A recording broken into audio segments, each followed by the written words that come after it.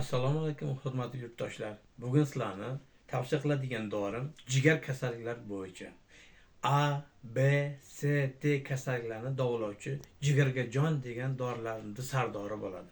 Buni ertalab, kechqurun bir qoshiqdan ertalab saharda yarim soat ovqatdan oldin, kechqurun ujindan keyin yesak, hazm qilish prosessini yaxshilaydi.